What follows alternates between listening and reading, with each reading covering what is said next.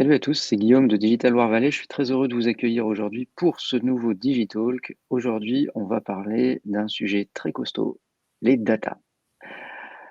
L'intitulé du Digitalk aujourd'hui, c'est comment faire parler vos data pour prendre les meilleures décisions. Tout le monde a envie évidemment de prendre de meilleures décisions dans son quotidien et pour ça, les data peuvent vous aider. Et pour parler de ce sujet, j'ai invité Jérôme Guyot. Bonjour Jérôme. Bonjour. Tu es, directeur, croissance et innovation, chez, Arctic et tu es en charge, les produits. Arctic, c'est une entreprise, créée en 89, ça ne nous rajeunit pas, qui est basée, à Fondettes et qui compte aujourd'hui une cinquantaine de collaborateurs et je crois savoir que vous continuez à recruter sur des métiers, business, community manager notamment. Donc voilà, une super équipe en croissance, basée près de Tours et qui ne cesse de grandir. Voilà, donc bienvenue à toi Exactement. Jérôme, Mmh. et à toute l'équipe, d'Arctic, qui, s'est mobilisée évidemment pour rendre possible, ce live. Ça va être très, très, très riche. Heu, je vous invite à vous public évidemment, comme d'habitude, je vous invite à poser vos questions, dans, l'onglet questions ou dans le chat si c'est plus facile pour vous. Jérôme y répondra au fil de l'eau.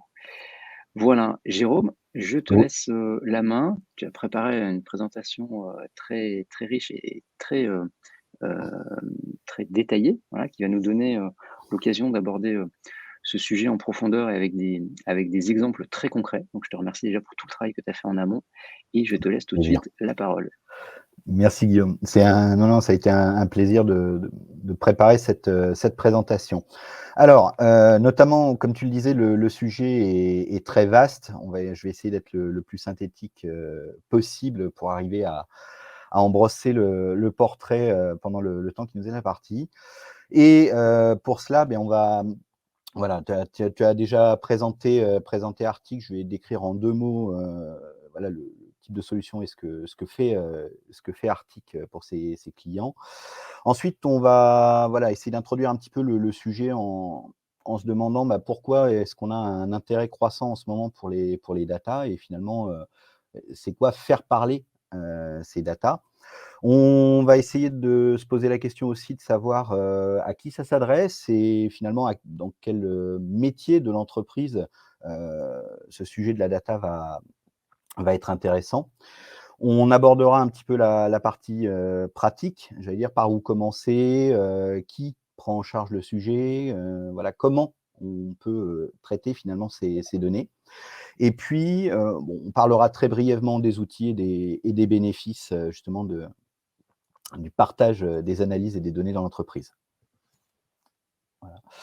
Donc tu as présenté Arctic juste pour compléter en 2 mots. On est éditeur évidemment de solutions, logicielles, SaaS d'aide à la décision et notre, notre credo, c'est d'aider les entreprises à prendre des bonnes décisions en localisant, en visualisant leurs données sur des cartes et en ajoutant à leurs réflexions la dimension géographique, la connaissance de leur territoire, finalement pour, regarder leurs données sous un angle nouveau lorsqu'ils doivent prendre, des décisions. Voilà, on a un petit peu plus de 1000 sites, 1000 sites clients qui utilisent nos solutions.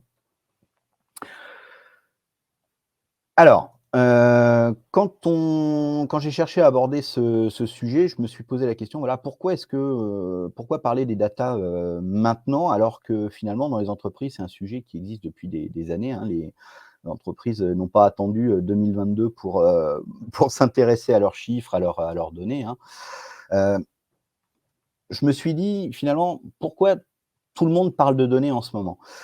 Parce que, pendant longtemps, on a pensé qu'on pouvait, finalement, prédire, voilà, établir des plans sur le long terme, en s'appuyant sur, des business dont les comportements étaient connus et en réalité, les business sont des environnements complexes et le monde dans lequel on mène son business va de plus en plus vite, évolue de plus en plus vite et finalement les plans de bataille qu'on avait préparés, les décisions qu'on avait prises, on est obligé souvent de les revoir, quasiment en temps réel. Je prends la situation qu'on vient de vivre depuis ces 2 dernières années avec la crise, Covid, a complètement obligé les entreprises à revoir leur mode de fonctionnement, à s'adapter. Et finalement, il y a 2 ans, qui pouvait prédire qu'on serait obligé de se confiner, de développer autant le télétravail et finalement, de décider de passer au télétravail pour certaines entreprises comme Arctic en quelques jours. Et de la même manière, là, avec la crise qu'on vit, actuellement en Europe et la guerre en Ukraine, il y a encore, 2 mois de ça, on ne pouvait pas imaginer qu'il y aurait des sanctions économiques qui seraient prises à l'encontre de la Russie et que ça impacterait autant d'entreprises.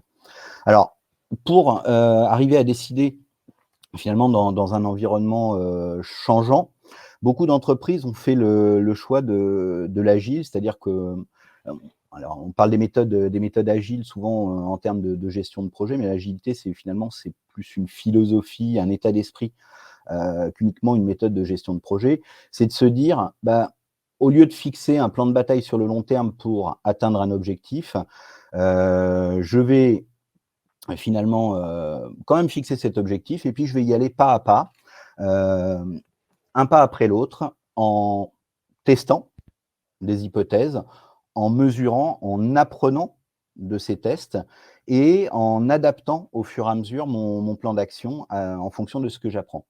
Et finalement, pour, mesurer les effets de nos tests, on est bien obligé de s'appuyer sur des faits, donc sur des données. Voilà. Cette capacité finalement à apprendre, à tester rapidement, à apprendre rapidement en mesurant à partir des données, ça nous permet finalement d'être plus dans la réaction rapide que dans la prédiction. Et finalement, beaucoup d'entreprises qui réussissent sont des entreprises qui ont fait ce choix, de se piloter par les données. Alors si on parle beaucoup de data, en ce moment, ces dernières années, c'est parce que, les données sont un véritable trésor caché et souvent sous-exploité des entreprises. Les données, elles sont disponibles, elles sont toujours plus nombreuses et on n'imagine pas forcément, à quel point. Pour donner un ordre d'idée sur la dernière décennie, le volume de données numériques, à l'échelle mondiale a été multiplié par plus de 30 et on estime qu'entre 2020 et 2035, pardon, ce volume de données sera multiplié par 45. Voilà. Par contre, le temps pour analyser les données, pour prendre ses décisions, lui, il n'augmente pas. Au contraire, il aurait même, dans un monde qui évolue de plus en plus vite, tendance à se à se réduire comme une peau de chagrin. Pour ça, il faut être capable, d'extraire rapidement et efficacement les informations utiles des données disponibles, y compris celles qu'on ne soupçonnait pas et donc de savoir valoriser les données disponibles et de savoir les faire parler.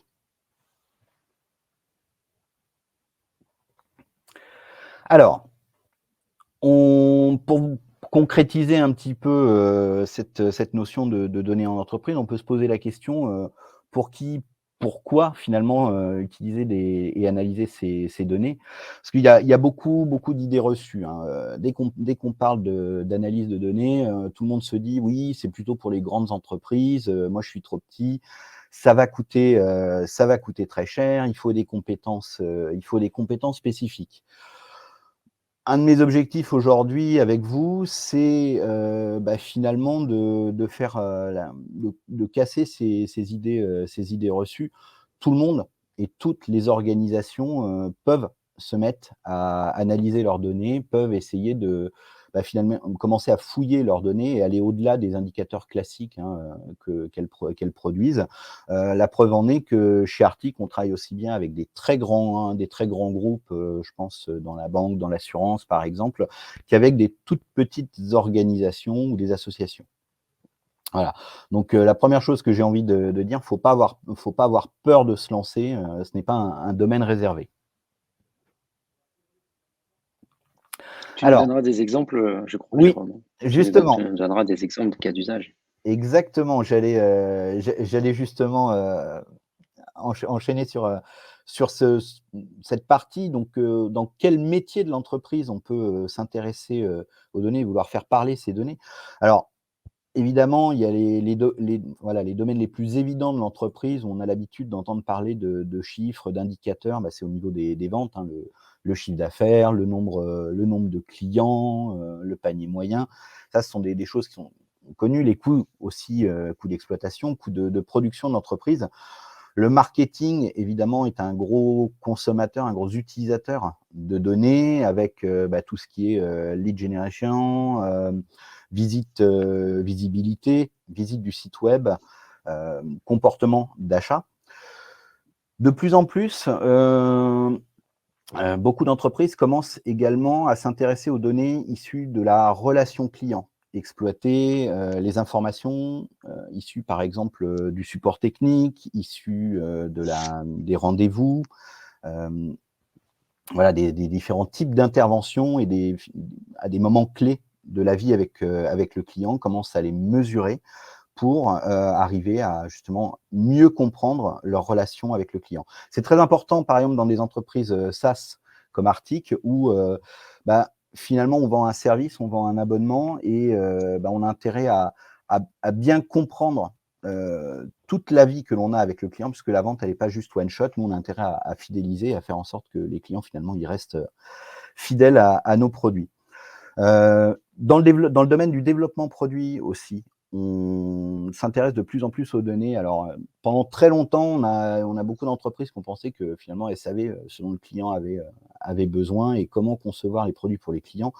Et en fait, pour bien créer un produit et développer un produit, il faut essayer de comprendre qui l'utilise, comment l'utilise et de suivre cette utilisation dans le temps. Je vais donner un exemple un exemple, dans l'industrie, on a un client d'Arctic qui est Renault.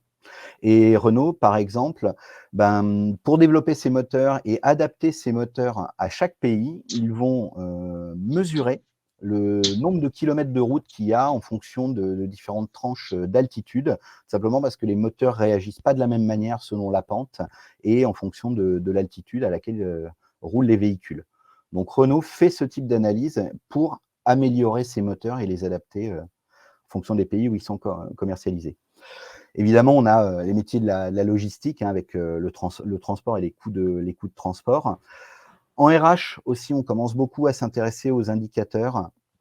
Là, je pense à l'absentéisme, je pense à l'accidentologie au travail aussi, la sécurité au travail et à mesurer aussi la satisfaction des collaborateurs parce que être capable de suivre ce type d'indicateur et de le visualiser, de l'avoir au jour le jour, ça va permettre d'anticiper des coûts qui peuvent se révéler importants pour l'entreprise, comme du turnover, des départs, des besoins de recrutement qu'on n'avait pas prévus. Voilà. Quelques exemples un peu insoupçonnés aussi avec des clients d'Arctic. On a par exemple l'établissement français du sang dans la région Pays de la Loire qui se sert des datas pour optimiser sa collecte de sang. Et finalement, c'est la seule région en France sur la collecte de sang qui a réussi, en se basant sur les données et en décidant à quel endroit il fallait mieux organiser une collecte et à quelle période de l'année il fallait mieux organiser une collecte, qui a réussi à assurer son autosuffisance sur toute l'année. Voilà, donc eux, ils mesurent, par exemple, ils ont créé un indice de générosité des donneurs par commune et ils analysent le profil des populations dans les communes pour voir s'il n'y a pas des endroits où il y a ce type de profil qui se présente et où ils pourraient aller alors qu'ils n'y vont pas. On a également un client qui est la société LDC Sablé, qui utilise ces datas pour contrôler la traçabilité de ces produits. Donc, ils sont dans la filière aviaire agroalimentaire. Et la filière agroalimentaire, elle a besoin de réagir énormément en ce moment avec les résurgences de grippe aviaire. Donc, le fait d'être capable de faire parler leurs données et de les visualiser en temps réel, ça va leur permettre d'être encore plus réactifs que les services de l'État lorsqu'il y a des cas de grippe aviaire qui se déclarent chez un éleveur et de prendre tout de suite les bonnes mesures d'isolement pour, limiter le risque pour les élevages environnants. Et puis, Un autre exemple aussi au niveau des collectivités, on a la direction, de la jeunesse et des sports, des Hauts-de-France qui, analyse ces données pour lutter contre les déserts numériques, par exemple. Voilà, quand ils appellent ça l'électronisme et à la fois donc pour voir quelles sont les communes où il y a le plus besoin, d'agir, d'aller proposer des services, des formations et également pour informer la population des Hauts-de-France, de tous les services disponibles auxquels ils ne savent pas forcément qu'ils peuvent accéder.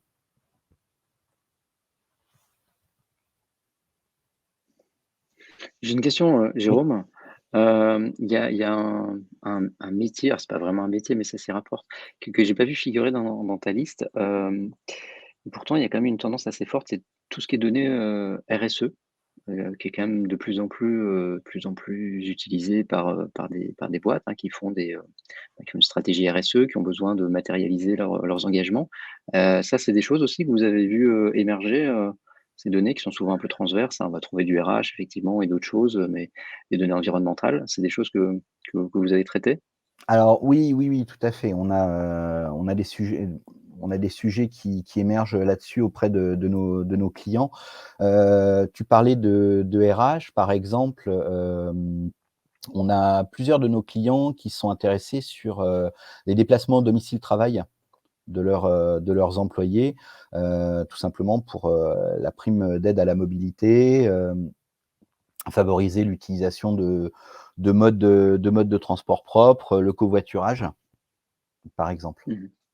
OK, super. Voilà. Et effectivement, ils, localisent, les collaborateurs de l'entreprise, à quel site ils sont rattachés, comment ils s'y rendent, quel temps de transport ils ont pour pouvoir proposer à chacun, des solutions les plus adaptées et les guider vers les meilleurs dispositifs.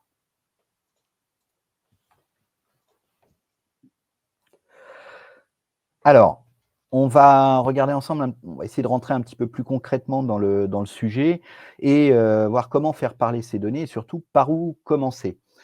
Heu, D'expérience, parce que ça fait, un peu plus de 20 ans que je suis chez Arctic et que j'ai commencé en arrivant chez Arctic par accompagner nos clients, hein, dans l'analyse, de leurs données, la prise en main de nos solutions avant de m'intéresser, au développement produit. Je vais peut-être commencer par un lieu commun, mais je m'aperçois encore que chez beaucoup de clients, on ne se pose pas forcément les bonnes questions. On a beaucoup tendance à vouloir, faire de la data pour faire de la data parce que c'est une mode, parce qu'il y a une demande aussi, souvent des directions. La première chose, c'est pas se disperser et d'essayer de voir qu'est-ce qu'on a besoin finalement d'identifier qu'est-ce qu'on a besoin, finalement de savoir. On parle, beaucoup de pilotage des entreprises par les objectifs et les résultats clés. Heu, Ça, je pense que c'est très, très important, puis c'est une façon de piloter l'entreprise qui est, de plus en plus présente. Il faut identifier, par exemple, dans chaque service, quelques indicateurs pertinents pour commencer et surtout des valeurs de référence, voilà, pour ces indicateurs, des objectifs à atteindre. Il faut, quand on se pose ces questions, il faut surtout se méfier de ce qu'on appelle les vanity metrics, donc des indicateurs, qu'on observe pour se faire plaisir ou pour se donner le sourire. Là, j'ai mis un exemple de petit graphique, par exemple les visites sur le site web. Bah, c'est génial, hein, de dire, «Chouette, nos visites sur le site web, augmentent», mais si on n'est pas capable de les comparer et de les mettre en relation avec le taux de conversion, par exemple, combien de personnes qui viennent sur notre site vont remplir un formulaire? Ben, finalement, on observe juste cet indicateur, on se fait plaisir, tout le monde est content et ça ne sert à rien, ça ne nous apprend rien. On a eu le cas chez Arctic l'année dernière, on a fait pardon, depuis le début au début de la crise Covid, on a fait un atlas, une carte dynamique sur le web, des cas de Covid en France, à travers le monde, puis après des indicateurs sur la vaccination. Ça a fait venir énormément de monde sur le site web. Par contre, on avait très peu de conversions parce qu'on avait beaucoup de gens qui venaient juste, voilà, pour une question d'actualité. Donc méfiez-vous de ces vanity metrics et voilà, identifiez peut-être au début un indicateur, 2 indicateurs, 3 indicateurs clés à ce que vous êtes capable de suivre et surtout par rapport à quoi vous allez les relativiser, les mettre en question quand vous allez regarder leurs valeurs. C'est aussi, Jérôme, ce que tu soulignes là, c'est un point intéressant. Ça veut dire qu'il y a peut-être aussi un risque à vouloir, plonger dans de la data, et se retrouver complètement noyé parce qu'on veut, trouver 50 indicateurs qu'on va tous trouver plus pertinents les uns que les autres et il y a un vrai travail, au début pour, se focaliser sur quelques indicateurs clés, sachant que ça va évoluer et qu'on pourra en rajouter après, j'imagine. C'est plutôt la démarche. Ouais, tout à fait. Tout à fait. Nous, on a eu le cas, encore une fois, le cas chez Arctic, hein, là, je parle de vécu. On a, il n'y a pas longtemps pour nos meetings, managers, on a demandé à chaque service de produire des indicateurs. On mesure plein de choses. On est capable de sortir plein de data et on est des habitués de la data et finalement, chaque service a proposé, 10, 15, 20 indicateurs, possibles. On a dit: «Mais attends, après on fait le tri. Non, non, ça sert à rien, ça sert à rien, ça c'est utile». Finalement, il faut commencer par se focaliser sur quel indicateur de mon métier participe à la performance de l'entreprise, à l'aider à acquérir de nouveaux clients, à fidéliser ses clients, à vendre plus, par exemple, à ses clients. Et quels indicateurs montrent si je suis capable d'optimiser mon activité? Est-ce que je suis capable de réduire mes coûts? Est-ce que je suis capable de produire plus dans le même temps, par exemple? Voilà, se focaliser sur ce qui participe à la performance et à l'optimisation de l'activité pour commencer. OK. Alors, évidemment, il se pose toujours la question du recrutement, hein, quand on veut, quand on a un projet data. Heu, pour moi, c'est pas obligatoire au début et ça, on le voit bien. La plupart des clients qui viennent, nous voir, des personnes, qui viennent chercher nos solutions chez Arctic, c'est pas des experts de la data. Sont avant tout des experts de leur métier. Ce sont des gens qui connaissent, ces fameux indicateurs intéressants dont je parlais juste avant et qui connaissent quand même, bien leur business, les règles métiers. Voilà. Donc il y a pas besoin pour se lancer, d'avoir un spécialiste de la donnée. Il faut avoir quelqu'un qui a avant tout du bon sens et qui connaît ces données. Alors après, par contre, quand le projet, prend de l'ampleur et devient un sujet, central pour l'entreprise, il faut évidemment des porteurs de projet. Je parle d'un monsieur, d'une madame ou d'un monsieur, data. Si on veut que le projet avance, il faut quelqu'un qui, voilà, qui prenne le lead et qui va, finalement, en parler dans l'entreprise, impliquer aussi les décideurs, et être capable, voilà, de faire un peu le product owner, comme on dit en méthode agile, de ce projet, data. Ah, C'est un peu le oui, même sujet qu'on avait, pour ceux qui étaient là au live sur, comment, choisir son ERP. Bah, c'était un peu le même sujet finalement. C'est qu'intégrer un ERP pour bien gérer, enfin ou en tout cas mieux gérer son entreprise, bah, ça demande quand même un pilote. Même si derrière il va y avoir, un consultant externe, un intégrateur et cetera, c'est hyper important d'avoir quelqu'un identifié qui va être chef de projet, qui va pouvoir, veiller, à la bonne, au bon déroulement du projet, quoi. mmh. Tout à fait, voilà, mais pour initier le projet, en tout cas, il y a pas forcément besoin. Alors, évidemment, tout le monde se pose la question: «Est-ce qu'il faut l'internaliser ou externaliser, la réalisation d'études?» heu, on peut tout à fait, pour démarrer, se faire aider, hein. Chez Arctic, on travaille avec, on s'appuie sur un réseau de partenaires, qui sont, spécialisés dans, la montée en compétences des entreprises sur les problématiques de data. Mais qui, de notre point de vue, vont aider les entreprises à démarrer et surtout les faire gagner en autonomie. C'est ça le plus important. Pour moi, il ne faut pas hésiter à se faire aider au début, mais l'important, c'est très vite d'être capable de monter en compétences et en autonomie, de s'accaparer finalement les études qui sont, et les méthodologies derrière qui sont, mises en place par ces cabinets de conseil. Tout simplement parce que sinon on reste dans la boîte noire, on nous livre un résultat prêt à l'emploi. Heu, c'est pas toujours évident après d'arriver à le justifier, de savoir s'il n'y a pas eu un parti pris et surtout ça a un coût. Voilà, donc plus vite on peut l'internaliser, plus vite on peut le pérenniser et surtout, continuer à développer le sujet, sans forcément voir ses coûts exploser. Alors, on peut aussi, bien entendu, s'appuyer sur des profils, des métiers émergents comme le métier de data scientist, hein. Il y a de très belles formations, je pense, notamment au Cefim, par exemple, au DUT, statistique, et informatique décisionnelle, au Mans. Voilà, le métier de data scientist, est de plus en plus présent en entreprise. Des entreprises montent un service dédié data pour centraliser, le travail sur ces problématiques en transverse, bien souvent, avec les différents services et on a des très, très beaux profils très bien formés, de data scientists, qui sont disponibles sur le marché. Alors, une fois qu'on s'est posé les bonnes questions, qu'on a, identifié les indicateurs, les plus utiles, il faut évidemment, se tourner vers la collecte et l'inventaire des données disponibles. Alors il y a beaucoup de données, hein, qui sont disponibles en interne. Je parlais de trésors cachés.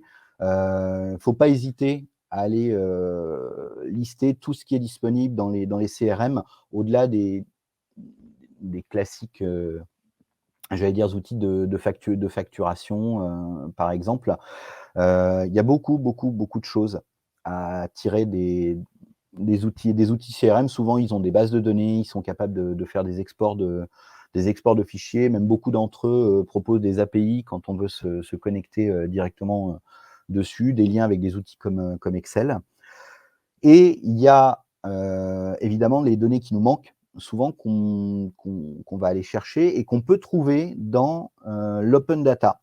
Parce que l'open data en France est énormément méconnu et sous-exploité. On a la chance en France d'avoir une quantité phénoménale de données disponibles gratuitement. On a l'INSEE, évidemment que tout le monde connaît, qui produit, énormément d'indicateurs, que ce soit, sur, voilà, sur la population, sur les équipements, sur les ménages, sur la consommation, sur le logement, mais aussi sur les entreprises, hein. On a, voilà, la base, Sirène des, 31 millions d'établissements, elle est, accessible gratuitement.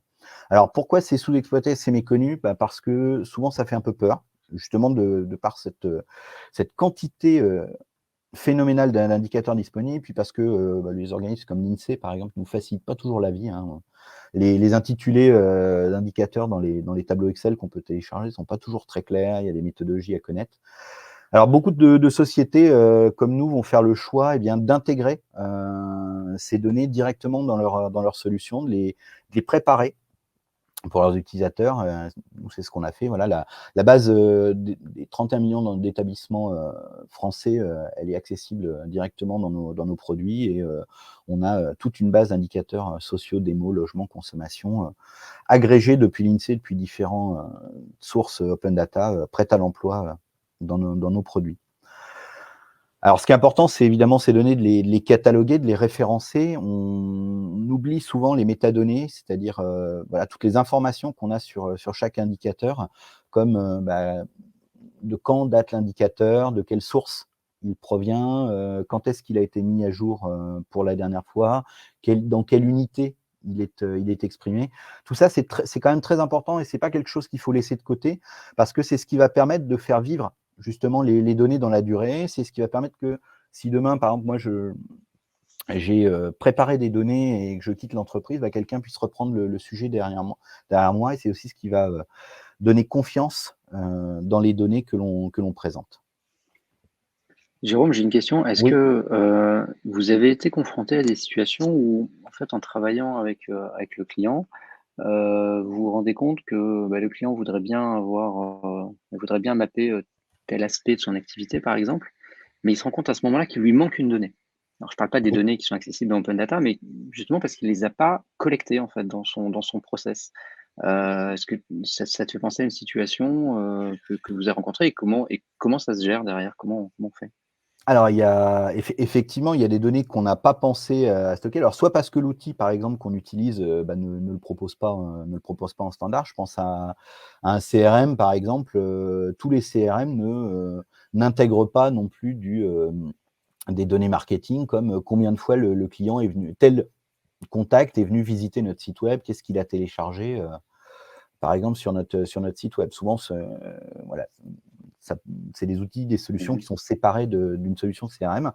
Bah, alors, il faut savoir que, il y a plein de façons de collecter la donnée. Il y a des façons très simples, hein, la DRJSCS, voilà, Direction de la jeunesse et des sports, par exemple, bah, quand elle a voulu, référencer tous les services qui sont proposés, pour lutter contre, l'illectronisme, hein, toutes les formations au numérique, même gratuites, les associations, bah, qu'est-ce qu'elle a fait? Elle a tout simplement créé un formulaire Google Forms, voilà, avec les outils gratuits, Google, qui est relié à une, feuille, Google Sheets dans, dans le cloud et bah, elle a communiqué le lien vers son formulaire, pour que les associations viennent se déclarer, se renseigner et bah, finalement, ça a nourri sa feuille, son tableau et ils ont pu utiliser directement le tableau résultant, heu, pour faire de la cartographie et faire des analyses. Donc il y a possibilité de créer soi-même le système de collecte. Mmh. Il y a aussi la possibilité d'aller acheter, hein, des données. Je pense parce que la donnée, elle n'est pas disponible, des fois tout simplement, de manière, libre, accessible et gratuite. Je pense au métier, de l'industrie pharmaceutique, par exemple. Tout ce qui est données de vente et de consommation des médicaments, bah, voilà, il y a un organisme, en France qui est le seul habilité à pouvoir, diffuser ce type de données et il faut être membre, de cet adhérent à cet organisme pour y avoir accès, quand on est un labo pharma. Est-ce que ça répond à la question? OK, très clair. Oui, oui, bien sûr. Super, merci. Parfait. Alors, donc les données, c'est important de penser à comment on va les stocker, comment on va les organiser pour pouvoir, bah, derrière les analyser, les mettre à disposition des différentes personnes dans l'entreprise qui vont vouloir s'en servir. La question du stockage, elle est très dépendante de la volumétrie et de la source des données, hein. Alors tout le monde pense, base de données, forcément. Évidemment, les bases de données sont des outils qui sont faits pour ça. Alors, évidemment, les bases de données, ça devient nécessaire à partir du moment où on a un certain volume. Je pense, par exemple, quand on veut analyser toutes les lignes de facturation de nos ventes, sur des dizaines d'années d'historique, heu, pour quelqu'un qui a, 1 000, 2 000, 3 000, 10 000, clients, il peut très bien commencer, par des fichiers CSV bien organisés, bien nommés dans des dossiers et référencés avec la date, par exemple. Heu et là, j'ai envie de dire qu'il y a, des solutions de stockage, il y en a pour toutes les échelles et toutes les volumétries, hein. Voilà, du fichier, du simple tableau jusqu'à l'entrepôt, de données quand on veut vraiment, diffuser les données en transverse, dans l'entreprise. Il y a une phase qu'il ne faut pas négliger, c'est la phase de préparation des données. Souvent, les données brutes, quand on va aller les chercher, je pense à l'open data, par exemple, bah, elles vont pas forcément être bien formatées. Souvent, l'indicateur dont on a besoin, il va pas forcément être disponible, il va falloir le précalculer. Toute cette phase de préparation, elle est hyper importante parce que, si on n'a pas de données propres, évidemment, on ne peut pas avancer et on ne peut pas mener, des analyses. Faut pas hésiter aussi à utiliser des données au niveau le plus fin, partir du niveau le plus fin possible.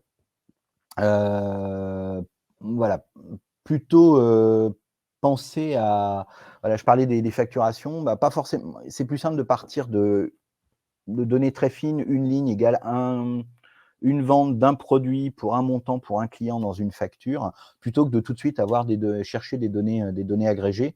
Parce que plus la donnée est fine à l'origine, plus on a de facilité au contraire à l'agréger, et à la regrouper par différentes, catégories à différentes échelles, et mailles d'analyse derrière. Voilà. J'en profite, Jérôme, pour, relayer la question de Jean-Loup. Une question, je pense que tu t'y attendais sur le RGPD et la collecte, des datas, notamment, personnelles, hein, données nominatives. Heu, quelle vigilance, il faut avoir? Alors je pense que tout le monde, connaît maintenant la vigilance qu'il faut avoir, mais quel rôle vous jouez, vous, par rapport à ça? Enfin, ou comment est-ce que vous accompagner le client par rapport à ça. Parce que derrière, si vous vous retrouvez à data visualiser, des données, personnelles, enfin, ça devient très, très compliqué après en termes de respect de la réglementation. Alors, ouais, nous, les données, elles sont notre solution, elle est truffée d'avertissements, déjà sur, le respect, les RG le respect des règles, RGPD, et c'est une part de plus en plus importante dans nos formations, notamment puisqu'on dispense des formations sur nos solutions à nos utilisateurs. On a une très, très forte sensibilisation, dessus. Après, nous, on est fournisseur évidemment d'un outil, donc j'allais dire, ce sont nos utilisateurs qui doivent, Mmh. se conforter à C'est la responsabilité de de la l'utilisateur de se personne qui conforter à ça. collecte la donnée, donc Voilà, tout à ouais, fait. Par contre, nous, c'est aussi notre responsabilité, en tant qu'éditeur, de les avertir et de les sensibiliser à ce sujet. OK. Notamment parce qu'on édite aussi une solution SaaS, donc qui dit SaaS dit données dans le cloud, Ouais. voilà, et pas uniquement au sein de l'intranet de l'entreprise. Mmh. OK, voilà, et est-ce que, sans trahir de secret, est-ce que, vous avez déjà vu des situations où justement il y avait des manquements évidents au au respect, de ces données, personnelles? Alors oui, je peux pas citer de nom évidemment, mais on a eu des cas, sur nos clients. On a vu, une carte publique, publiée, voilà, en atlas dynamique public.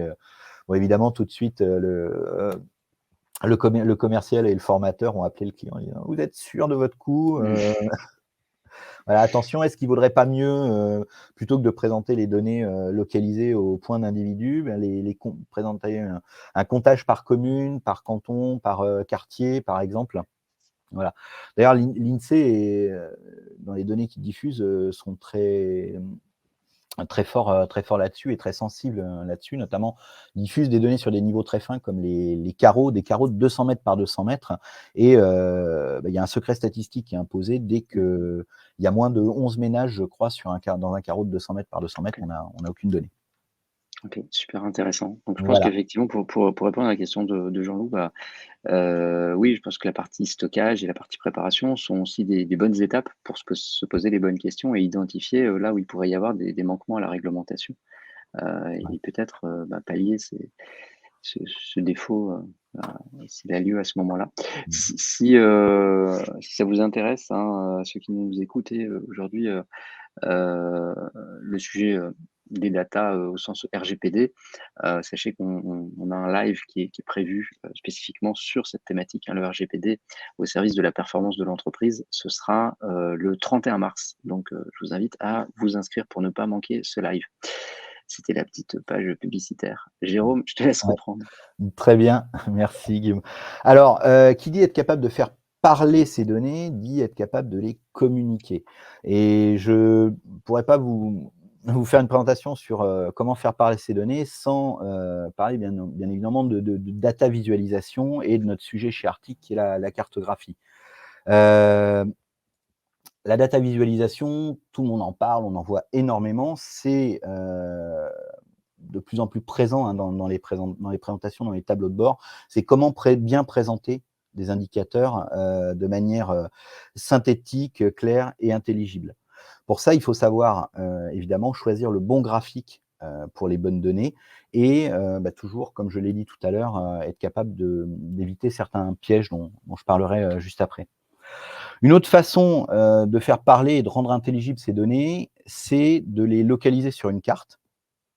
On en parlait, juste avant, ça peut être sous forme de points, ça peut être sous forme de comptage.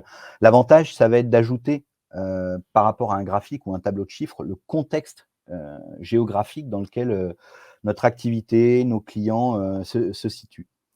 On a parlé de mailles d'analyse, hein. Quand on fait des cartes, va falloir se poser la question de dire: «Est-ce que je représente mes données sur des communes, sur des quartiers, agrégées par département?» Parce qu'on ne voit pas forcément les mêmes choses sur les différentes, les mêmes mailles d'analyse.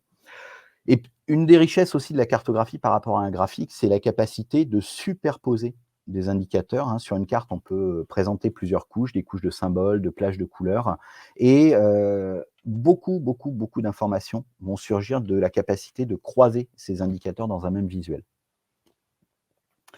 Alors voilà, vous verrez dans le replay, j'ai mis une petite source sur, The Extreme Presentation Method, où on peut très facilement, même quand on n'est pas spécialiste, trouver des conseils sur les bons graphiques à utiliser, bah, voilà, selon qu'on veut comparer 2 indicateurs, selon qu'on veut étudier la relation entre des indicateurs, la composition, de nos données, par exemple. En ce qui concerne la cartographie, de la même manière, vous avez, énormément de façons de représenter l'information. Comme je le disais, l'avantage de la cartographie par rapport à un tableau de chiffres, c'est qu'un tableau de chiffres souvent ou même un graphique, par exemple, je pense aux histogrammes, on va le trier, de manière croissante, décroissante et on va pas forcément voir, ces notions de proximité, de concentration d'un phénomène à un endroit. Alors que sur la carte, on le voit tout de suite. Et puis, sur la carte, on peut aussi s'intéresser à d'autres notions, comme les notions de distance, de temps de conduite ou de temps d'accès, par exemple, pour dire, bah voilà, combien j'ai de clients qui sont situés dans un rayon de 30 minutes ou de 15 minutes autour de mes points de vente. Alors, pour terminer, j'allais dire sur cette notion de représenter, de visualiser et de faire parler ces données, il y a les petites erreurs à éviter, les conseils que je pourrais vous donner, c'est qu'on voit de plus en plus, de belles data viz, mais qui ne veulent pas toujours dire quelque chose. Il y a vraiment on est de plus en plus dans un monde où le visuel est favorisé, notamment avec le web, et où on a envie de montrer quelque chose de joli sans forcément faire attention à des choses qui peuvent être importantes. Quelle couleur je vais utiliser pour représenter mes données sur mon graphique, sur ma carte? Est-ce que les fourchettes de valeur, par exemple, quand je mets des plages de valeur de 0 à 10, de 10 à 20, etc., elles veulent dire quelque chose? Est-ce qu'elles correspondent à la distribution de l'indicateur que je suis en train d'analyser? Moi, le conseil que je donne à mes clients en formation, c'est toujours de favoriser le juste plutôt que le beau. Le beau, on s'y intéresse après, même si ça attire un petit peu plus visuellement. Faut pas hésiter aussi à adopter différents points de vue, c'est-à-dire, je t'en parlais juste avant, relativiser, croiser les indicateurs, être capable de se dire: «OK, bah, voilà, je m'intéresse à, je regarde une valeur brute, mais la valeur brute toute seule, est-ce qu'elle a un sens?» Voilà, je regarde la population, par exemple, enfin, où sont mes clients sur les départements français? On va me dire à Paris, à Lille, à Bordeaux, à Nantes, mais ça correspond aussi si ça correspond aussi à la population des départements français, ça ne m'apporte rien comme info. Donc, ça va être plus intéressant dans ce cas-là de le représenter, la part que ces clients représentent par département sur mon marché, par exemple. Toujours conserver une rigueur statistique, ne pas abandonner forcément l'analyse quantitative au profit de l'analyse, de la simplification par l'analyse quantitative, hein, présenter des chiffres qu'on est capable de justifier, où on est capable de citer ses sources, d'expliquer la méthodologie, indiquer l'unité dans laquelle ils sont exprimés. Je parlais des valeurs seuil au tout début, de valeurs de référence. Qu'est-ce que c'est quand on dit l'indicateur, il est bon, il n'est pas bon, oui, mais par rapport à quel chiffre? Et ne pas hésiter aussi à analyser les indicateurs dans le temps. Souvent, l'évolution d'un indicateur est plus intéressante que la mesure elle-même de l'indicateur à un instant T. Un exemple d'illustration flagrant, voilà une vieille carte qu'on avait épinglée dans le journal pourtant très sérieux Les Échos en 2002. C'était le nombre de personnes de plus de 75 ans atteintes par la maladie d'Alzheimer par région, voilà, où on mettait en évidence une surreprésentation en Île-de-France, en Rhône-Alpes et en Provence-Alpes-Côte d'Azur. Et en fait, si vous faites la carte de la population des plus de 75 ans par région en 2002, vous avez exactement la même carte. Donc la seule chose que la carte des Échos nous apprend, c'est qu'il y a beaucoup de malades d'Alzheimer chez les plus de 75 ans. Voilà. Donc, je ne pense pas que ce soit un scoop forcément. On essaye de faire régulièrement des articles sur notre blog pour en parler. Avant de passer aux Oui. outils, Jérôme, merci, déjà pour ce rappel, hein. Effectivement, il faut croiser les stats, c'est toujours Voilà, il ne faut pas rester sur la surface. Je relais une nouvelle question de Jean-Loup qui demande si, d'après ton expérience, les clients sont surpris des analyses réalisées ou est-ce que, ça confirme un peu, ce qu'ils avaient senti, observé et cetera? Souvent, ils découvrent Voilà, des choses. souvent ils Souvent, découvrent des c'est une choses, vraie tant mieux. découverte.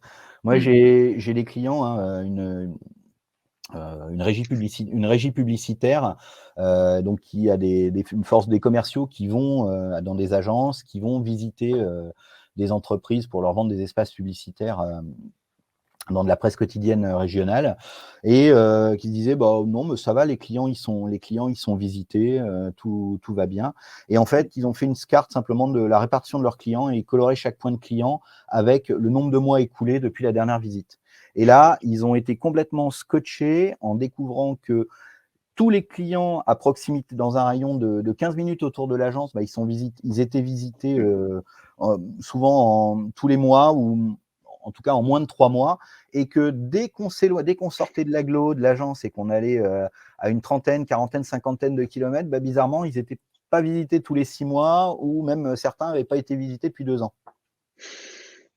Oui, c'est ça. En fait, ça permet d'objectiver finalement le regard porté sur une situation, d'avoir recours à la data. Exactement.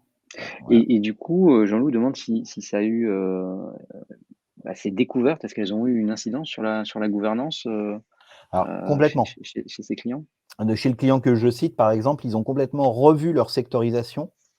Voilà, puisque, en fait, ils avaient avant ils avaient des commerciaux, qui avaient un peu, par exemple sur les agglomérations, qui avaient j'allais dire, qui découpaient par exemple un département en parts de pizza, on pourrait dire, en parts de tarte. Chacun avait un bout de l'agglomération centrale plus, des clients, vraiment situés très loin de l'agglomération, voire même en bordure des départements.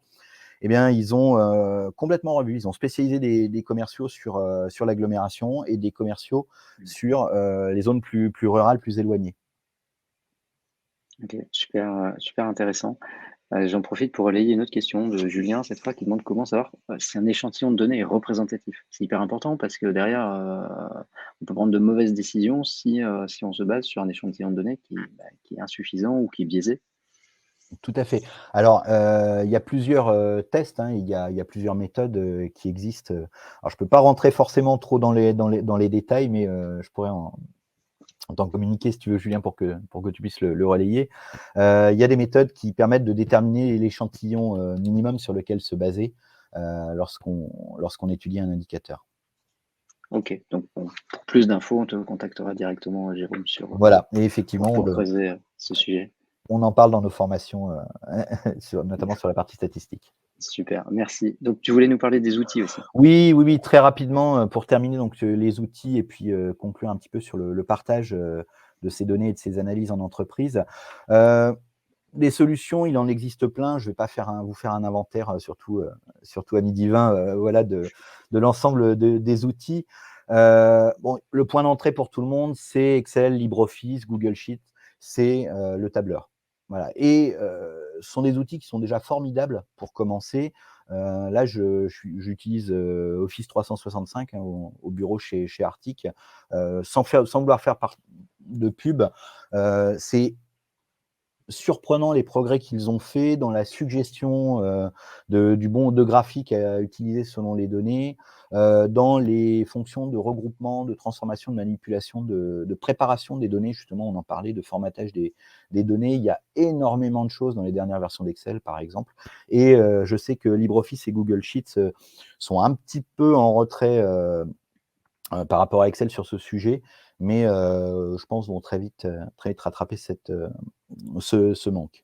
Et puis en plus, c'est très facile, à prendre en main. Il n'y a pas besoin de faire de macros, du visuel basique ou autre, hein. Ça a été bien simplifié par rapport au moment où j'ai démarré moi sous Excel. Pour analyser ces données et comme faire des tableaux de bord, les présenter, j'allais dire, guider ses décisions. Il y a beaucoup de solutions aussi, clés en main. On parlait de solutions on parle de solutions de data préparation. Je pense à des solutions comme, talent, par exemple, qui vont vous permettre d'aller vous connecter aux différentes sources de données de l'entreprise, d'extraire les indicateurs qui vous intéressent, de précalculer des indicateurs, de mettre en forme, de mesurer aussi plein de choses comme la complétude, par exemple. Est-ce que mes données, il y a beaucoup de trous dans mes colonnes, est-ce que ça va poser problème? Voilà, et de préparer les données pour qu'on les rende plus utilisables par les personnes qui vont mener les analyses derrière. Il y a plein de solutions de BI, évidemment, ou de géodécisionnel comme la nôtre, hein, pour établir des tableaux de bord, des applications cartographiques dynamiques. Alors, pendant longtemps, faire des tableaux de bord, je pense à des outils comme SAS, SAP, Business Object, IBM Cognos. C'est des outils qui étaient quand même très lourds, très techniques, où il y avait besoin d'un gros appui des services IT des entreprises. De plus en plus, les solutions qui sont dites clés en main, elles se tournent déjà vers l'utilisateur métier et elles sont faites pour être utilisables facilement sans mobiliser trop les services IT et sans que la disponibilité du service IT devienne un goulot d'étranglement lorsqu'on veut avancer sur ces sujets data. Et notamment, de plus en plus de solutions, comme le choix qu'on a fait nous, c'est de se tourner vers le no-code, c'est-à-dire pas obliger les utilisateurs à savoir faire du SQL,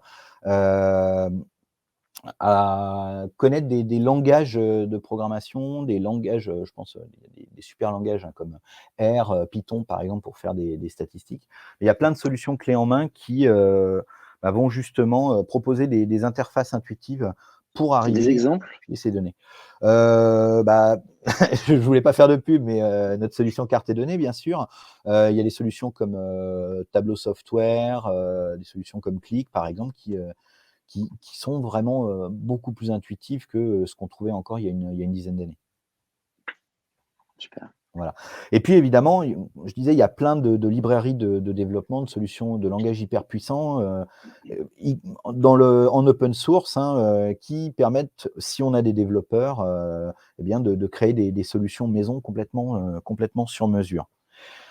Et je ne pourrais pas vous parler de toutes ces solutions sans vous préciser aussi qu'il y a de plus en plus de solutions qui intègrent des possibilités des fonctions d'IA qui vont guider un utilisateur lorsqu'il charge son fichier de données sur le conseiller, sur quoi en faire, je parlais tout à l'heure de quel graphique choisir en fonction de ce qui est observé dans les données qu'on a chargées.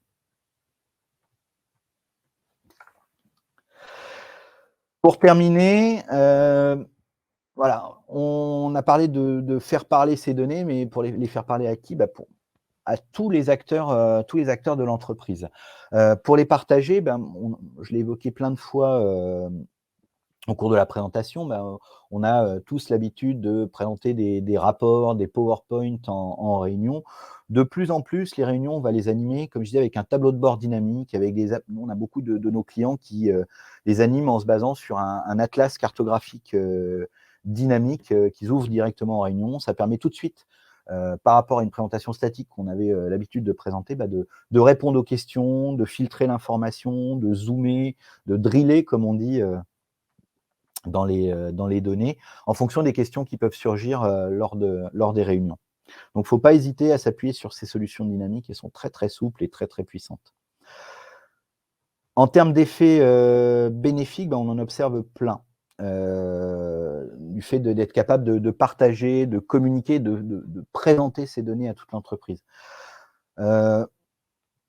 On a parlé l'agilité. Un des piliers de l'agilité au tout début, c'est évidemment la transparence et c'est la confiance.